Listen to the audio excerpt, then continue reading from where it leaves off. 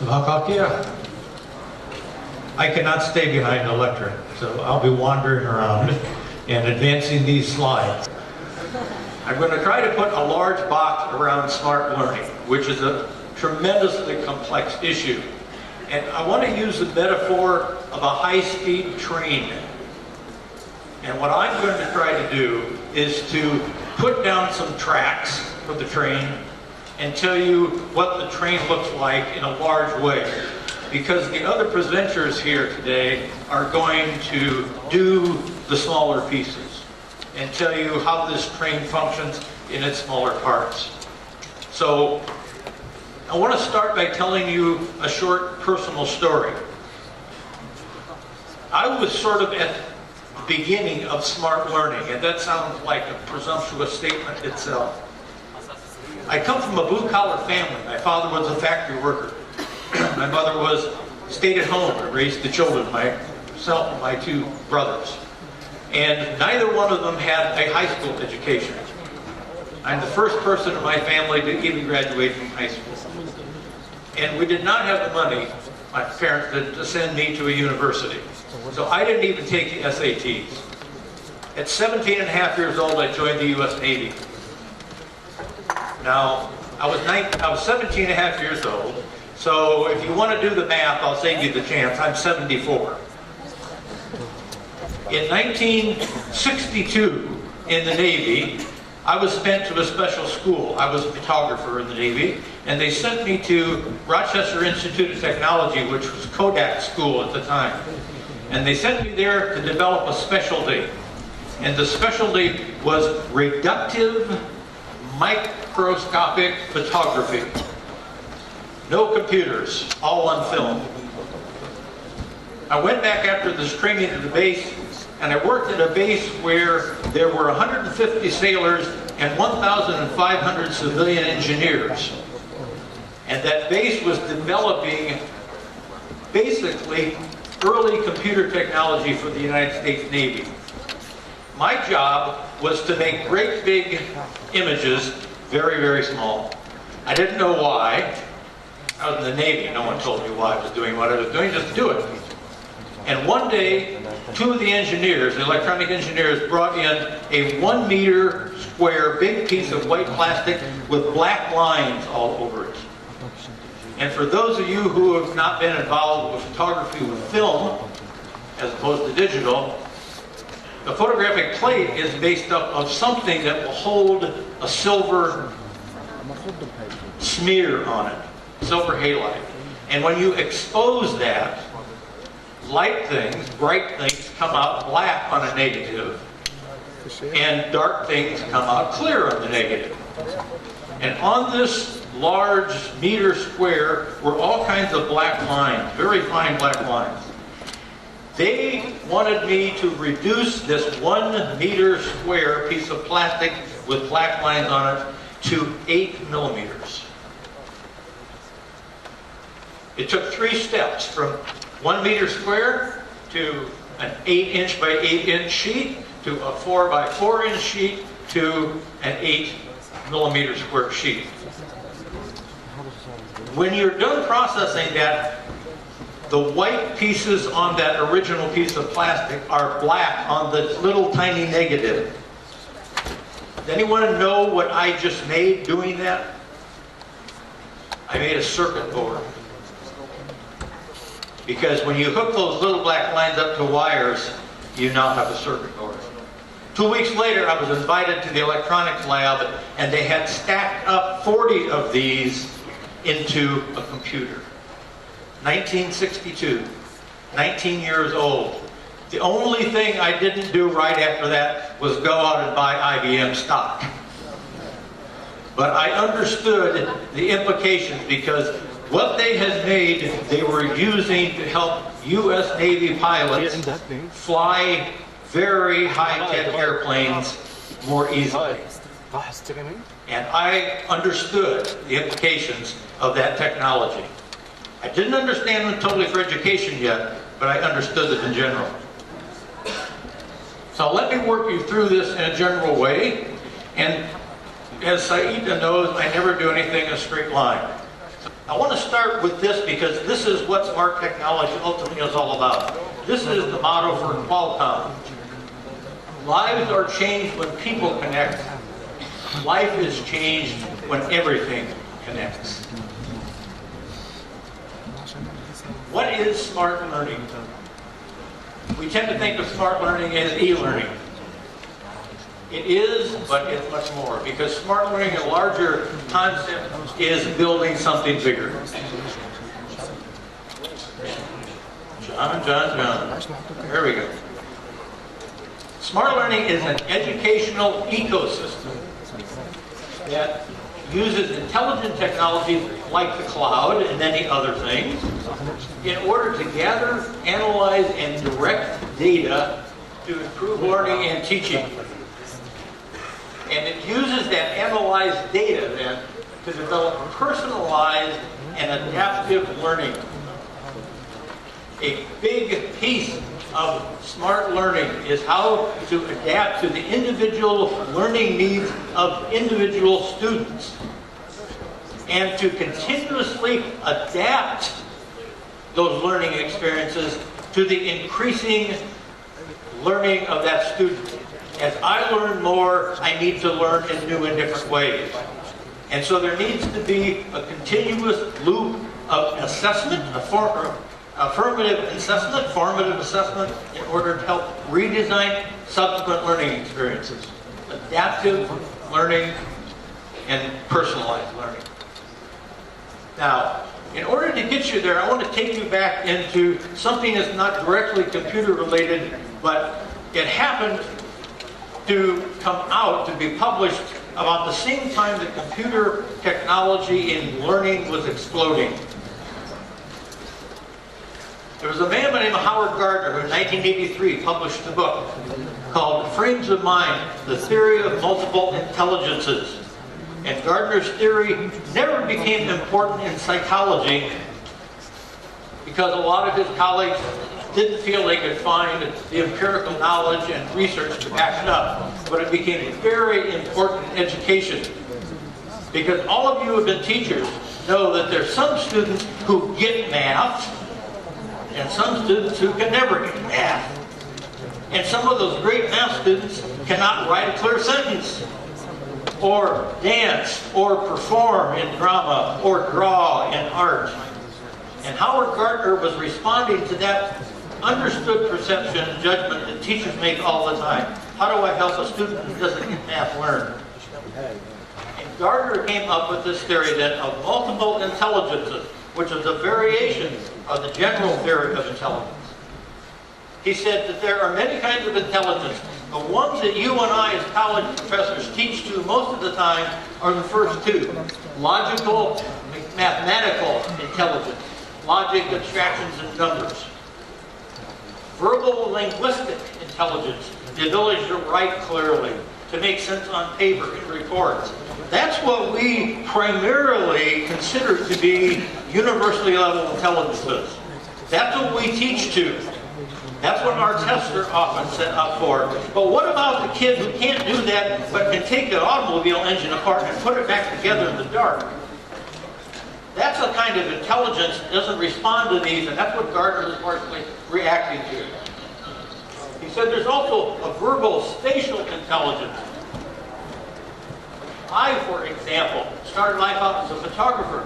Because if you give me words in a direction to get someplace, I can do that by reading it continuously as I move. But if you give me a map and let me look at it, I can go there without those words in that paper. And 10 years later, I can find my way back.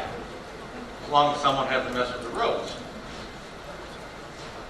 Musical, rhythmical. There are some of us who have never been able to play the piano. And there are other children who sit down and they just do it. Those 13-year-olds and 12-year-olds who blow us away when they perform for us. Bodily kinesthetic control, sports, dance, music. I'm telling you, I could study ballet until I'm dead and I would still look terrible up here. I do not have that kind of intelligence. I'm not sure if that's the word, but that's what Gardner said. Interpersonal, sensitivity to others. So social workers, people who really relate to people very well. We know people who would like to go sit in their research carrel and never have to talk to anyone. There are other people who will go crazy in a research carrel. Intrapersonal, self-respect, introspection, people, philosophers, clerics, people who like to study and ask the eternal questions. And what he called naturalistic, people who love to be into the natural world. Now, these intelligences, he said, are not all independent, they operate together. But there are propensities, they have strengths, in some of them, in many of them, or maybe just in a few in some people's cases. He says, and this is his definition, intelligence is a biopsychological potential. It has to be actualized, there has to be discipline, potential to process information that can be activated in a cultural setting. We can't ever miss that piece in Gardner. It's cultural. And culture, by culture, he does not mean Palestinian, American, Western, Eastern. He means there are a lot of personal subcultures. There are a lot of microcultures within cultures. And all those play into what he sees as intelligence. In a cultural setting, to solve problems or create products made in a culture. So the cultural specificity to this. Okay, here we go. All right. Now, what does that have to do with smart learning? In 1977, this was my first computer. Some of you older people, you more mature people will recognize this. This is the Tandy Radio Shack, TRS-80.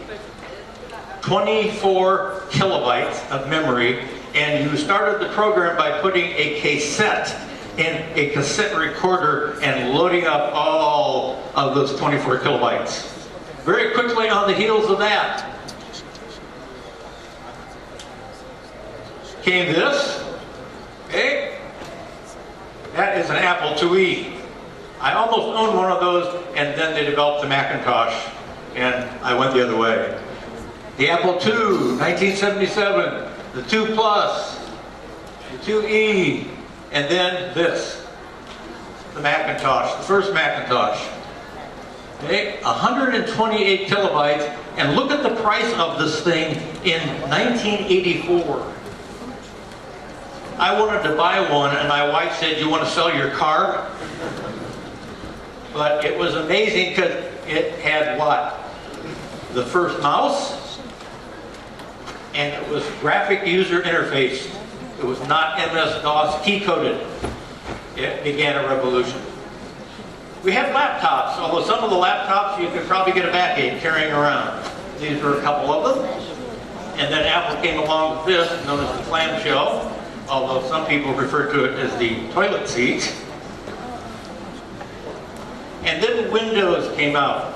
Why did Windows came out? Because Bill Gates' competitor, Mr. Jobs, had come up with the graphic user interface, and Mr. Gates, being a very bright man, understood that graphic user interfaces was going to be the future. And so Windows is basically a GUI Apple emulation process with a terrible coding situation. By that time, I'd taken 3 computer coding courses because I thought I wanted to be a programmer. And then after Fortran, I decided I'd let somebody else do that work, and I'd do something else. So Microsoft Windows comes out, and then we get CAI. And I'd like you to pay attention to CAI. It's Computer Assisted Instruction. It doesn't say anything about Computer Assisted Learning. Instruction. There wasn't yet a consideration of how we might be asking the end user how computers could help them. And what you got basically initially were books to screen. People took textbooks, they coded them in, and it was all rote memory work. Fill in blanks, multiple answers, multiple choice answers. Nothing exciting. AT&T came out with a program called Writer's Workbench. Writer's Workbench was a very complex interactive writing analysis program. And I convinced one of the university I was asked to cough up $90,000 and put in a computer lab dedicated to writing using this program. My only big problem was convincing the faculty in the English department they could use computers. That was another issue. No graphic user interfaces yet, no mouse technologies, no color, all keyboarding, individualized pacing. That was good, but still way behind what we know today. The co-founder of Intel made this statement, which has come to be true, and it's important for where I'm going to take you in the next few minutes. Computer power, microchip processing speed, and capacity will double roughly every 2 years at the same innovative cost each period. The World Wide Web started coming. There was no internet connectivity on computers until this. In the early 1980s, the U.S. government had it. And then the National Science Foundation took that a step further and started making it open for non-heavy research governmental-related institutions. And in the early 1990s, the World Wide Web, and we are now in the information age. You still may be asking, what does this have to do with the topic for this conference? I think you can see it as the pieces start to come together. With the World Wide Web, now people in this audience, what's known as the Internet natives, are carrying these things around and learning from them. And the Internet pirates, which is you and my generation, for many of you, are trying to figure out how to keep up with those kids on these things. To them, second nature. Okay, the World Wide Web effect. Internet connected devices. In 1984, in the world, there were 1,000 devices worldwide connected across electronic networks. By 1992, there were 1 million devices connected. Remember Mr. Moore's law? In 2008, 10 billion devices connected. It's estimated that in 2020, this is in Thomas Friedman's new book, Thanks for Being Late, that there will be 50 billion devices connected. If we cannot figure out as educational institutions how to network all of that as our students are tapping into it, how are we going to help them individualize their learning and adaptively learn as they get smarter and smarter? It changes the professoriate. I was a professor. I love to profess. It's wonderful to profess. It's like drama. I get this feedback and I feel good. And I'm the knowledge guy. But the change that's happening here is that the professors are going to stop being the sage on the stage and are going to start being the guides on the side. How do I help my students process this incredible amount of information that's available so I can help them learn faster, more effectively, without becoming obsolete myself, I might note. All right. 20 September, Facebook goes public, 2006. 2007, Twitter, Kindle. 2007, IBM begins work on Watson, a cognitive computer, which we hear every day is teaching itself to learn.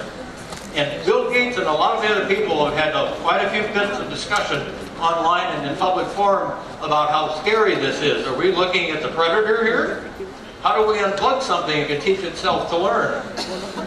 So there are some really large societal issues with having cognitive computing.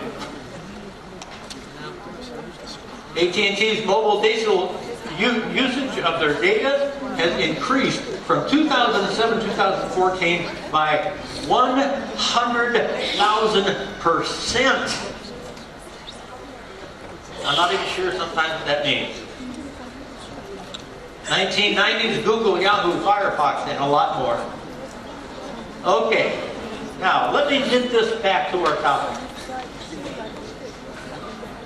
What does smart learning try to do? It aims to provide self-adjusting, self-motivated, personalized educational systems that respond to the needs of a variety of learners with a variety of skills. Howard Gardner, keep that in mind. And recognize the learner's competencies, learning styles, and interests. And let me stop a second at learning styles. There is another system that some of you may have used and heard of called the Myers-Briggs Personality Profile. The Myers-Briggs Personality Profile asks people, if there are no restrictions, how best would you like to learn and be? I, for instance, am inherently, and it may not seem like it today, but I'm inherently an introvert, not an extrovert.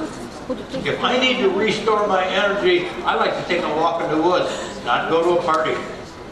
The Myers-Briggs talks about different ways that people interact. Are you analytical or intuitive? Are you introverted or are you extroverted? Are you judgmental or non-judgmental?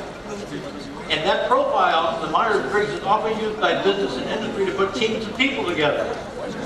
If you have an introverted leader in a group, on a committee, you need extroverts in that committee who can reach out and pull people in. If you have people who are intuitive and not so judgmental and analytical, you need to balance that off. So it's a way of putting effective teams together. If we consider learners the Howard Gardner issue, and then we ask what are their learning styles in terms of introverted and extroverted, would you be doing better with an introverted student to help them with an individual tutor, or put them in a group learning situation? It's getting more and more complex all the time as we think about the learning. It rests on formative learning and evaluation. Formative learning is not summative. When we are testing at midterm and at the end, when we are giving the fatigue, we are doing summative testing. What have you accumulated in knowledge? And it's often more data-based than it is process-based. Okay? Keep timing me so I don't go too long. Okay? And so we need to ask, are we helping people form and get better, or are we just summarizing? And this is based on formative learning. We take what we know. It's a total quality circle process. And what did you know? What didn't you know? How do we go back and pick that up? And how do we advance it?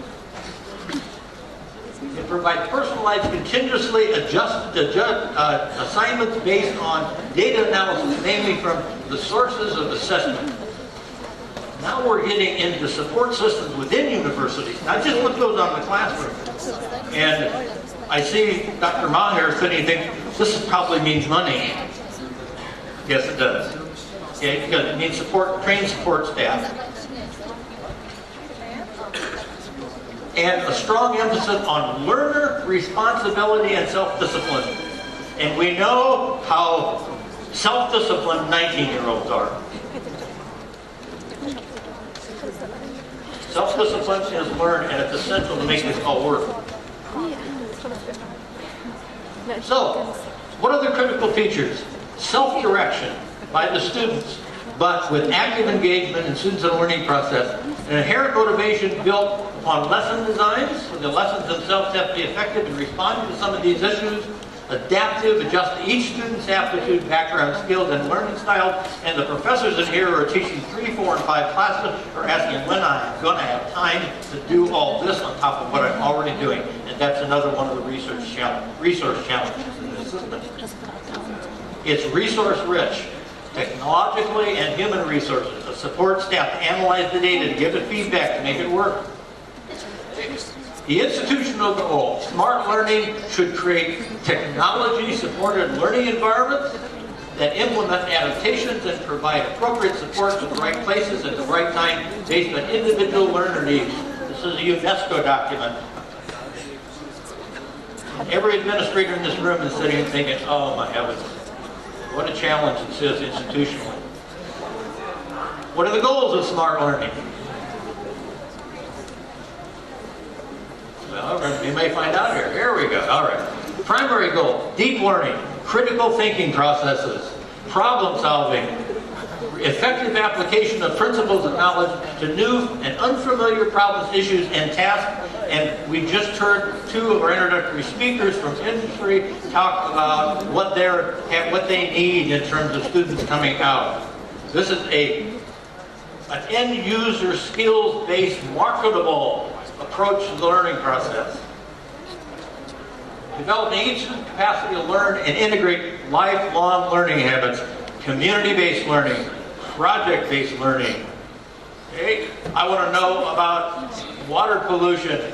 And so I sit down, or my student does, I sit down with the student and say, you need mathematics, you need chemistry, you need botany, you need biology, you need a cultural understanding of the particular ecology that you're working in and the culture.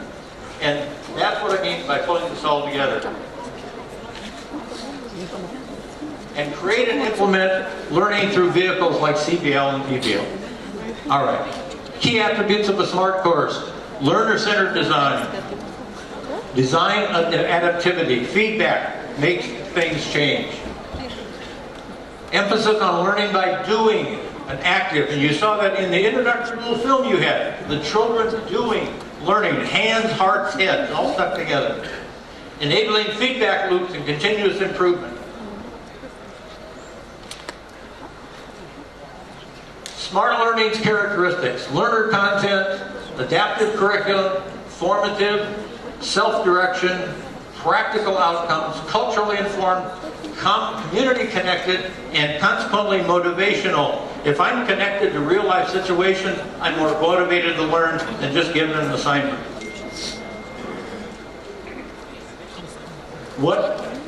So it responds to 21st century student needs, shifts learning responsibility to the learner, develops a self-motivated learner, and provides teacher institutional with empirical data to improve the educational system. What are some of the challenges? And that's where I want to finish. Resources, human and financial.